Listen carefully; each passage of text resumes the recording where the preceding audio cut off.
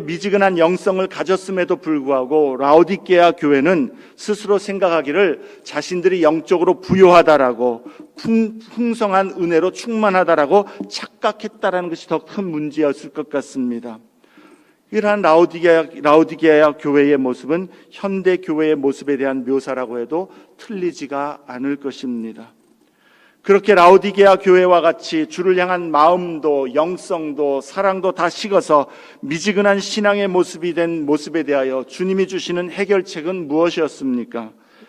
예수님으로부터 불로 연단한 금을 사서 부요하게 해라, 옷을 사고 언약을 사서 수치를 가리고 눈을 보게 하라 말씀합니다. 그리고는 네가 열심을 내라, 회개하라, 그렇게 말씀합니다. 사랑하는 여러분, 요한계시록에 기록된 교회에 주신 말씀을 우리도 우리 마음과 삶을 열어 듣고 순종하기를 사모해야 되겠습니다. 주님을 향한 사랑과 헌신의 마음, 열정이 식어지고 미지근한 마음을 그저 그런 거지, 신앙생활을 오래 하다 보면 다 식어지기 마련이지 라고 그렇게 생각하면 내버려 두지 말아야 됩니다. 감정은 식을 수 있어도요, 그 마음에 주님을 아는 지식과 주님을 향한 경외함과 주님을 가까이 섬기기를 원하는 그 사랑의 헌신은 깊어져야 마땅한 것이죠. 주님은 그러하지 못한 모습에 대해서 회개하라, 열심을 내라, 주님으로부터 영적 자원들을 공급받으라 말씀합니다. 주님으로부터 이 세 가지 정말 열심을 내야 되고요, 회개해야 되고요, 말씀과 기도와 예배와 헌신과 섬김을 통해서 주님으로부터 날마다 새로운 힘을, 주님의 은혜를 공급받아야 되고 성령의 은혜들을 공급받아야 되는 것이죠.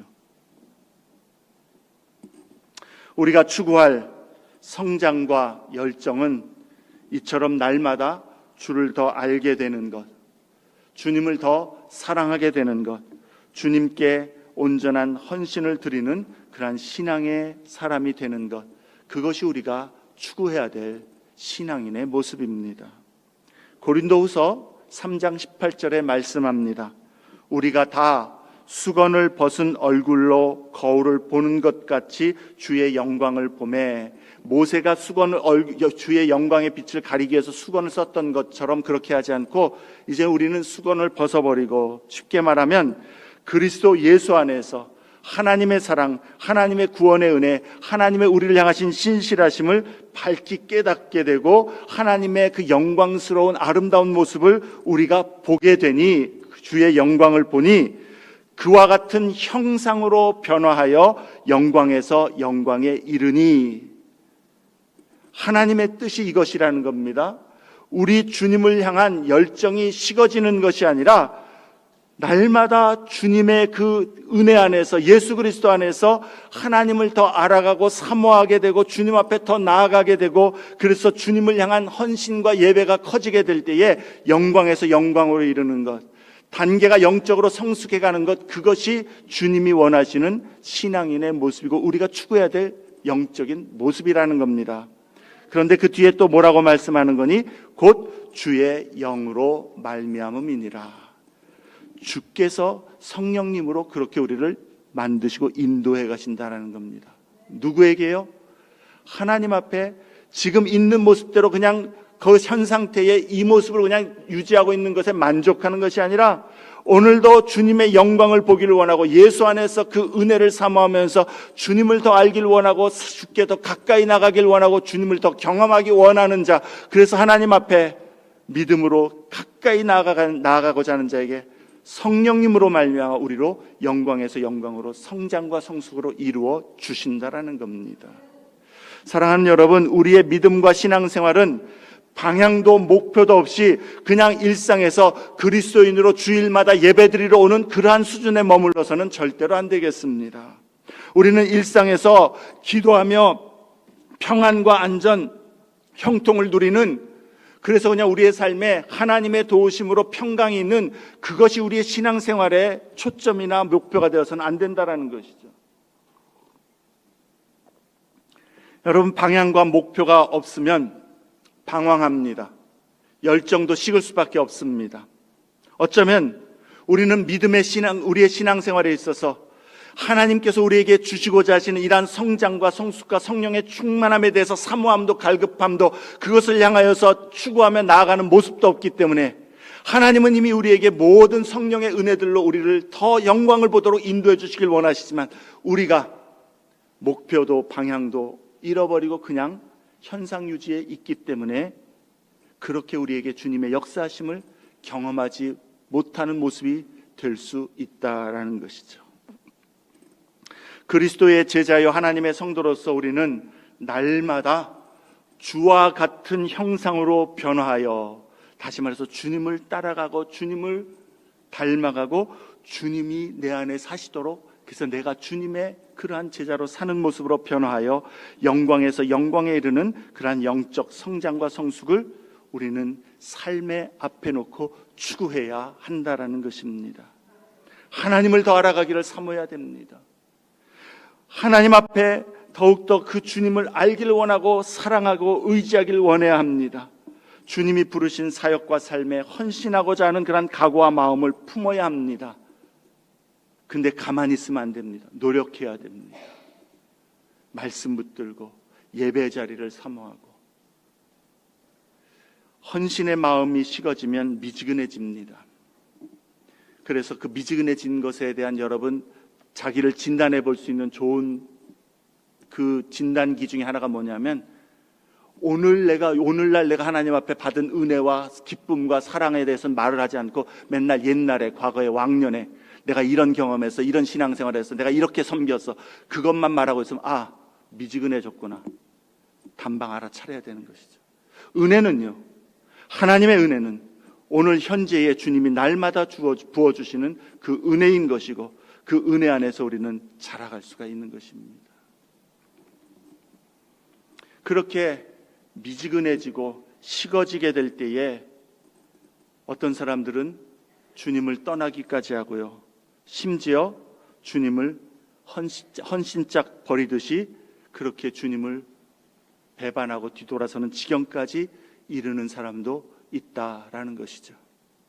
오늘 본문에서 마가는 예수님께 온전한 헌신을 드린 한 여인의 이야기와 예수님을 헌신짝처럼 버린 12제자 중에 하나였던 가롯 유다의 이야기를 대조하여서 우리에게 보여줍니다. 본문 사건의 시기는 유대인들의 가장 큰 명절인 유월절과 무교절의 기간이었습니다. 여러분, 마태복음의 그 특징적인 서술 기법 중에 하나가 샌드위치 서술 방식이다라고 말씀하신 것을 기억할 겁니다. 그리고 샌드위치 서술 기법에는 그 중요한 가운데 끼인 그 내용이 중요한 핵심이다라고 이야기했습니다. 1절과 2절, 10절과 11절에 그 예수님을 죽이고자 하고 예수님을 배반하는 그 모습, 그 사이에 이 여인의 헌신의 내용을 기록하고 있다라는 것이죠. 1절과 2절에 마가는 유대 종교 지도자들, 곧 사내들인 공회원들이 예수님을 잡아 죽일 방도를 구하였다 기록합니다. 마땅한 기회를 엿보고 있었다라는 것이죠.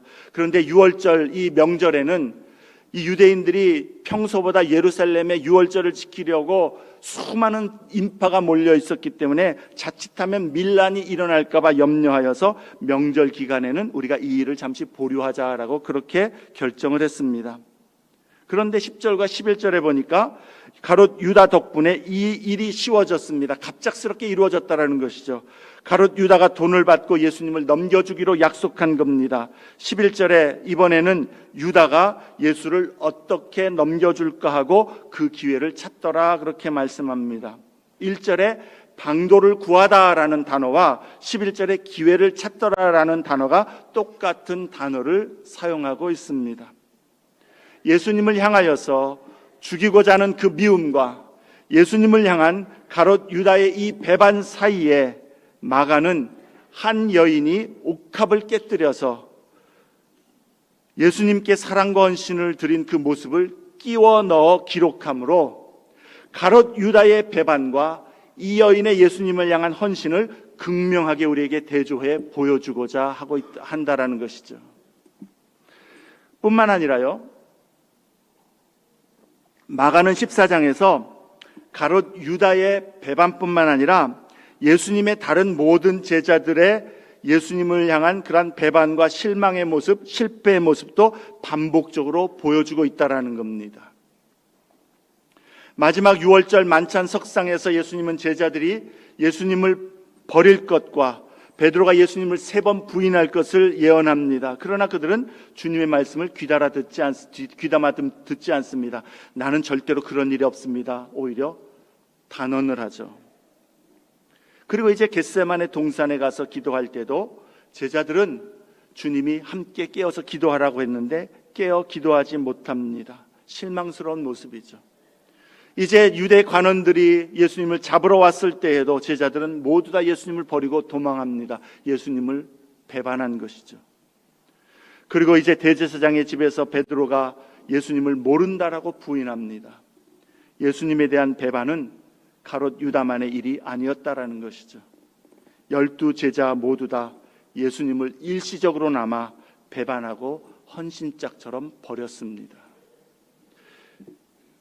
이러한 예수님을 가장 가까이 모시고 예수님과 늘 함께하면서 예수님을 가장 많이 안다라고 자부했던 이 제자들의 실패와는 다르게 마가는 익명의 이 여인의 헌신이야말로 참된 제자도의 모습이고 모범이 된다는 것을 우리에게 조명하여 보여주고 있다는 것이죠. 이것이 우리가 주님 앞에서 가져야 될 제자도의 모습이다라는 겁니다. 이 사건은요, 요한복음 12장에도 기록을 하고 있습니다. 우리가 요한복음 12장 사건으로 볼 때에 이 여인이 죽었다 살아난 나사로의 누이 마리아였다라는 것을 알 수 있습니다. 하지만 마가는 의도적으로 한 여인이라고 익명으로 기록을 하고 있습니다. 그리고 또 요한복음 12장에 보면은 이 사건은 유월절 엿새 전에 일어난 일로 기록을 합니다. 아마 요한의 기록이 맞을 것입니다. 그런데 마가는 이것을 유월절 이틀 전에 일어난 사건 중간에 끼워 넣고 있다는 것이죠. 왜 그런 겁니까? 마가는 시간적인 순서를 중요시하기보다는 그가 전하고자 하는 메시지의 주제에 맞도록 이것을 이 자리에 끼워 넣었다라고 그런 일들이 마가에게는 여럿 있다라고 이야기했습니다. 그리고 마태는 마가의 이러한 방법을 좇아서 마태도 마가처럼 유월절 이틀 전으로 기록을 하고 있는 것이죠. 한 가지 우리가 이 사건을 묵상하면서 기억할 것은 누가복음 7장에 나오는 여인이 예수님의 그 발에 향유를 부은 그 사건은 이 사건과는 별개의 또 다른 사건이라는 것을 기억할 필요가 있습니다. 이 두 사건을 혼돈해서는 안 된다라는 것이죠. 자, 마가는 샌드위치 서술 기법과 제자들이 일련의 그런 실패와 실망의 모습들을 기록해 주면서 또 그 가운데에 옥합을 깨뜨려서 주님께 기름을 부은 이 사건을 기록하면서 이 여인의 모습이야말로 우리가 본받아야 될 주님을 향한 사랑과 헌신의 모습이다라는 것을 우리에게 깨닫게 하기 위함이다라는 것이죠. 우리는 가룟 유다처럼 배반하지 말아야 된다라는 그것도 배워야 하겠지만 우리가 어떻게 주님을 따르고 주님을 향한 헌신을 어떻게 드려야 할지를 우리는 배우고 또한 마음에 새겨야 한다라는 겁니다. 사건의 내용을 살펴보자면 3절에 이 여인이 옥합을 깨뜨려서 예수님께 부었던 이 사건이 베다니 나병 환자 시몬의 집에서 있었다라고 기록합니다. 이 시몬이 누구였는지는 구체적으로 나오질 않기 때문에 모릅니다만 아마도 나병에 걸렸던 이 시몬을 예수님께서 고쳐주셨던 것 같습니다. 그리고 그 자리에 이 나사로의 누이였던 마리아가 함께 있었던 것이죠. 마리아는 왜 거기에 왔을까? 아마도 죽었던 자기 오빠 나사로를 살리신 그 예수님께 감사의 마음으로 왔을 것이고, 문둥병자 시몬도 자신을 고쳐주신 예수님께 감사의 마음으로 예수님을 식사를 대접하기를 원했던 것일 것입니다. 마리아가 그때에 300데나리온의 향유를 아낌없이 그 옥합을 깨뜨려서 예수님의 머리에 붓고 또 발에 부어서 예수님을 향한 감사와 경배를 표시하였습니다. 그때에 그곳에 있던 몇 사람들은 분을 내어 서로 말하기를 도대체 별 의미도 없는 이 일을 왜 하는 것인지, 또 무엇 때문에 그렇게 큰 값어치의 향유를 낭비하는지 이해하지 못했다라는 것이죠. 오히려 마리아를 책망했다라고 이야기합니다. 그렇지 않겠습니까? 옥합에 여러분 이렇게 큰 병에 있다면 뚜껑을 열어서 살짝만 부어도 되는 것인데 깨뜨렸다는 것은 아끼지 않았다라는 거예요. 그냥 이것을 다 주님 앞에 드리기로 작정했다라는 겁니다. 아마 주님은 머리서부터 발끝까지 그 향유로 뒤집어 썼을 것입니다. 300데나리온이라고 하면 한 노동자의 1년 품삯입니다. 그처럼 큰 액수의 물건을 팔아서 가난한 자들에게 나누어 준다면 더욱 보람될 것인데 왜 이 여인은 예수님의 머리에 그것을 다 쏟아붓고 또 그것을 다 낭비해 보인 것인지, 낭비하게 된 것인지 사람들은 분개했다라는 것이죠. 제자들도 아마 거기서 속으로 굉장히 분해했을 것이고 아까워했던 것 같습니다. 그런데 예수님은 마리아의 마음을 아셨습니다. 그리고 마리아의 행동을 기뻐하시고 칭찬하셨습니다. 그러면서 예수님은 마리아의 행동이 예수님의 장사를 미리 준비한 성령의 인도하신 행동이었다라고 밝히십니다. 마리아가 예수님이 죽으실 것에 대한 준비로서 그렇게 한 것이라는 것을 알았을까 몰랐을까? 우리는 알 길이 없습니다만 적어도 마리아는 예수님께서 십자가를 짊어지시고 죽으실 것이라는 그 말을 귀담아 들었던 것이 분명합니다. 무언가 하기를 원했던 것 같습니다. 이 기회가 아니면 예수님 앞에 이렇게 헌신할 기회가 없다라고 생각했을 것 같습니다. 왜냐하면 제자들은 예수님께서 자기가 십자가에 죽으시고 다시 살아날 것을 여러 번 이야기했지만 그들은 이해하지 못했기 때문에 잘 듣지 않았습니다. 그런데 나중에 보니까 여러분 대제사장들도 종교 지도자들도 알고 있었다는 것은 공공연한 그러한 내용이었고 마리아도 분명히 알았겠죠. 마리아 어떤 인물입니까? 성경에서 예수님의 발치에서 예수님의 말씀을 귀담아 듣던 인물입니다. 저는 마리아가 예수님의 그 말씀을 귀담아 듣고 마음에 새겼던 것 같습니다. 그래서 무언가 지금 예루살렘으로 올라가게 될 때에 거기서 주님이 말씀하신 대로 그 끔찍한 일이 일어날 것인데 그것에 대한 준비를 하기를 원했던 것 같습니다. 마리아의 이러한 사랑과 헌신의 마음으로 주님께 드려진 이 일들, 마리아의 마음 중심과 인격과 삶으로부터 드려진 예수님을 향한 이 경배를 주님은 받으셨고 복음이 전파되는 곳 어디서든지 그 행한 일을 기념하게 될 것이다 라고 선포합니다. 여러분, 마리아의 이 일을 기념한다는 것은 마리아가 이런 일을 했구나, 그것 하라는 것이 아닌 줄로 압니다. 무엇을 의미하는 겁니까?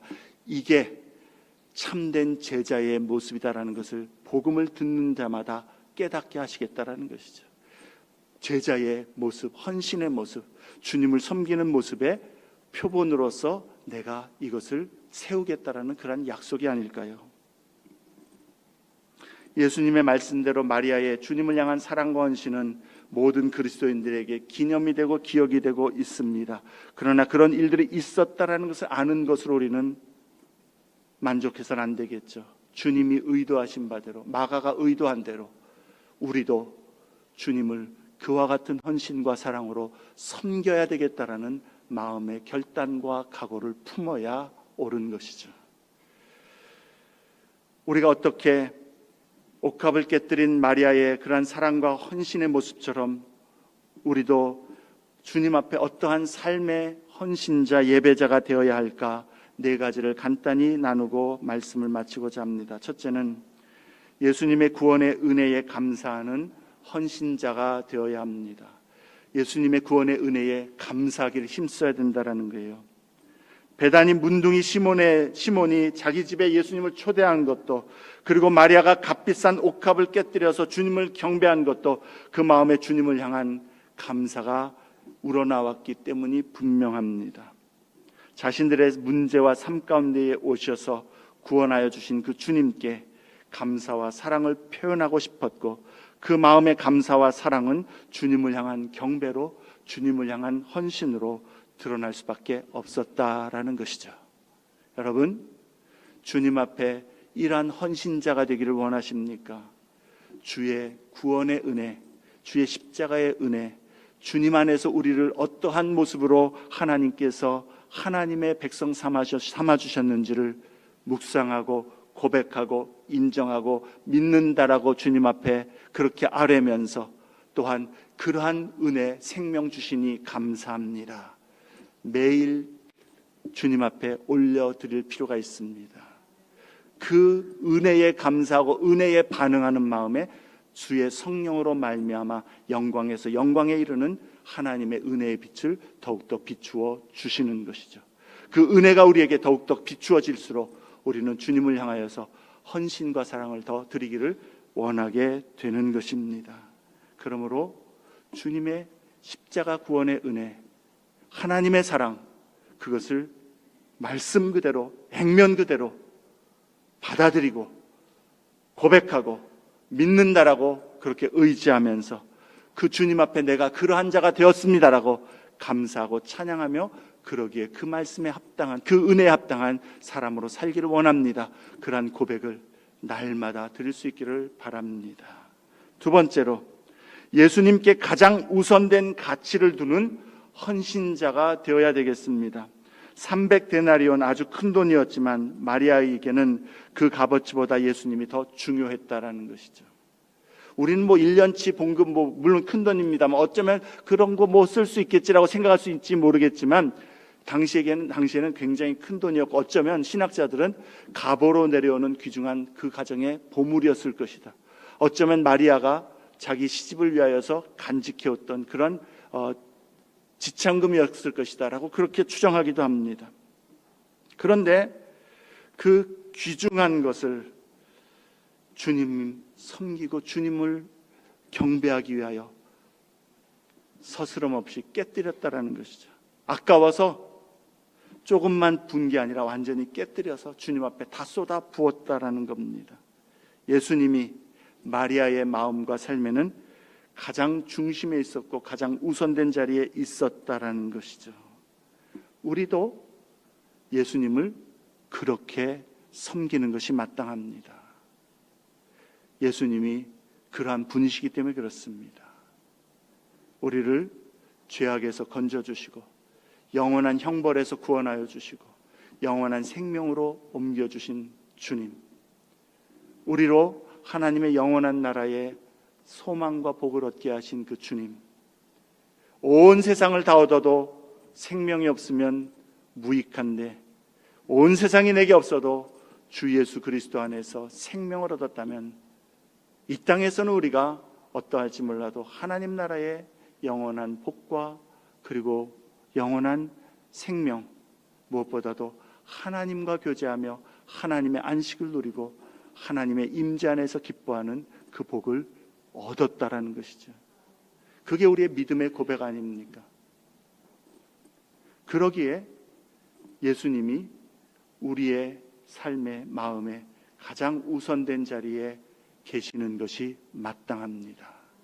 마리아는 그러한 믿음과 사랑으로 주님께 헌신을 드렸고, 주님은 우리에게도 나를 따라오려거든 자기를 부인하고 자기 십자가를 지고 따르라 하신 그 말씀처럼 우리 모든 전 존재를 주님 앞에 온전히 맡겨 주님을 가장 귀한 분으로 주님 앞에 헌신하는 그러한 제자로 우리를 부르셨음을 우리는 기억해야 되겠습니다.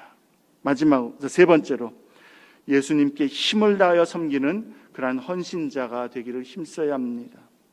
여인이 이 옥합을 깨뜨릴 때에 자신이 드릴 수 있는 전부를 드렸습니다. 8절에 그는 힘을 다하여 내 몸에 향유를 부었다라고 말씀합니다. 힘을 다하였다라는 것은 그가 가진 것, 드릴 수 있는 모든 것을 드렸다라는 겁니다.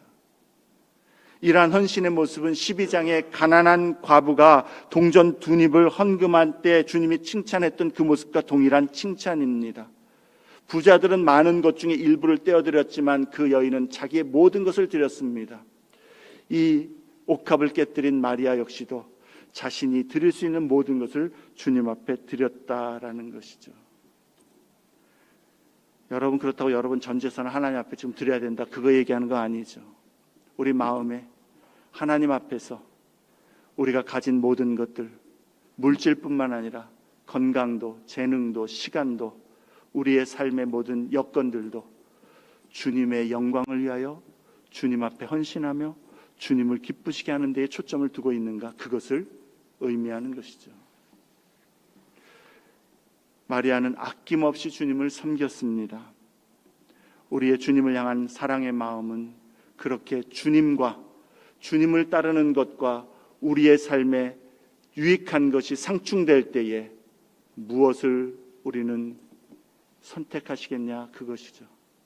아낌없이 주님을 따르는 데 방해가 되고 타협이 되는 것이라면 이것이 내게 유익해 보일지라도 주님 뜻에, 주님 말씀에 순종하는 것, 그게 주님 앞에 전부를 드리는, 아낌없이 드리는 헌신의 모습이요. 그러한 헌신에 오늘 새벽에도 우리가 말씀을 신명기 7장에서 나눈 것처럼 그러한 헌신에 하나님은 신실하셔서 언약적인 축복과 인애를 반드시 베풀어 주십니다. 우리 그러한 헌신의 사람이 되기를 힘써야 되겠습니다. 예수를 믿을 때 그러한 제자의 모습으로 그렇게 주님을 온 마음으로 섬기기를 힘쓰는, 그리고 주님을 더 알아가고 영광에서 영광에 이르는 그러한 목표와 방향을 가지고 주님을 섬기는 그러한 자들이 되기를 힘써야 되겠습니다. 마지막으로 가롯 유다는 왜 예수님을 배신했을까? 마가는 그 동기를 우리에게 이야기해 주지 않습니다. 마태와 요한은 그가 탐욕 때문에, 돈 때문에 그렇게 예수님을 배반했다라고 기록합니다. 누가는 사탄이 그에게 들어갔다라고 이야기합니다. 그런데 마가는 동기를 이야기해 주지 않습니다. 여러분, 유다를 우리에게 말씀해 주면서 마가복음에서 특징적으로 또한 나타나는 그 가룟 유다에 대한 설명은 가룟 유다에 대해서 이야기할 때에 12 중에 하나인 유다가라고 이야기합니다. 한번 여러분 찾아보시면은요, 그 다 아는 얘기 아닙니까? 유다가 12 중에 하나라는 거 누가 모릅니까? 그런데 마가는 유다에 대해서 이야기할 때마다 12 중에 하나인 유다가, 12 중에 하나인 유다가 그렇게 얘기하고 있다라는 거예요. 무슨 말입니까? 지금 마가에게서 어떤 특정한 이유, 그게 중요한 게 아니라는 겁니다. 만약에 마가가 탐욕 때문에, 사탄의 유혹 때문에 그래서 예수님을 배반했다면 우리도 그런 탐욕을 조심하면 되겠구나, 사탄의 유혹을 우리가 피하면 되겠구나, 그렇게 자신할 수 있을 것이지만 마가는 동기를 이야기하지 않고 있습니다.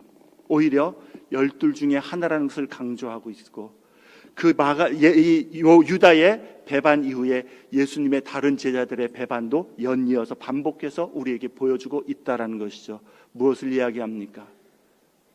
우리도 예수님을 배반할 수 있는 자들이라는 겁니다.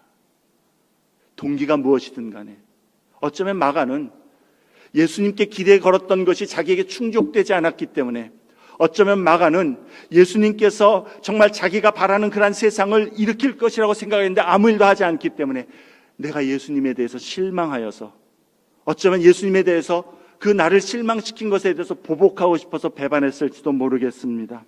중요한 것은 마가가 왜 배반했는가가 아니라, 마가는 예수님의 12 제자들의 한 사람으로서 예수님께 가까이 있었고, 예수님을 따랐고, 예수님의 가르침을 받았고, 예수는 그리스도시요 하나님, 살아계신 하나님의 아들이라는 고백을 할 때 거기에 함께 있었음에도 불구하고, 그런데 그가 주님 앞에서 배반할 수 있었다는 것은 우리도 잠재적인 배반을 가지고 있다는 것을 마가는 우리에게 지적해 주고자 함이 아닐까 생각이 드는 것이죠. 여러분, 우리가 예수님을 가룟 유다처럼은 배반하지 않을 것입니다. 않기를 바랍니다. 우린 그럴 것입니다. 예수가 구주이심을 아는 사람은 그럴 것입니다. 그런데 그 이후에 제자들처럼 우리도 우리의 삶의 사소한 부분에서, 우리의 삶에 정말 주님의 말씀에 우리의 판단으로 타협하고 불순종하고 작은 일이기 때문에 그것에 대해서 주님 앞에서 신실하지 못할 때에 그게 우리가 경계하고 조심해야 될 배반이다라는 것이죠. 예수님을 헌신짝처럼 완전히 버리진 않을지라도 얼마나 많은 사람들의 마음에 사랑이 식어져서 세상과 짝하면서 작은 일에, 사소한 일에, 일상에서 작은 것에서 예수님을 헌신짝처럼 배반하는 일들이 많이 있는지, 그것을 우리는 가볍게 여겨서는 안 될 것입니다. 주님은 우리에게 그러한 사소한 것, 작은 것, 그 배반까지도 주님 앞에서 이 마리아의 그 헌신과 사랑의 모습을 보면서 전심으로 주님을 그렇게 섬기고 주님 앞에 자신을 드리라는 그러한 말씀을, 교훈을 우리에게 주시기를 원하시는 줄로 압니다. 우리 예수를 믿는데 향방 없이 오랜 시간 믿어도 성장도 성숙도 주님의 영광을 더 알아감도, 그래서 날마다 우리 안에 새롭게 하시는 그 은혜 때문에 주님을 찬송하고 기뻐하며 감사하며 그 은혜를 더 사모하는 그러한 모습이 아닌 그냥 늘 머물러 있는 그러한 모습이 되지 않기를 우리는 경계해야 되겠습니다. 주님은 우리에게 오늘도 하나님의 더 풍성한 은혜와 복을 우리에게 베풀어 주시고 하나님을 더 알게 하시고 가까이 이끌어 주의 영광을 보게 해주시기를 원하십니다.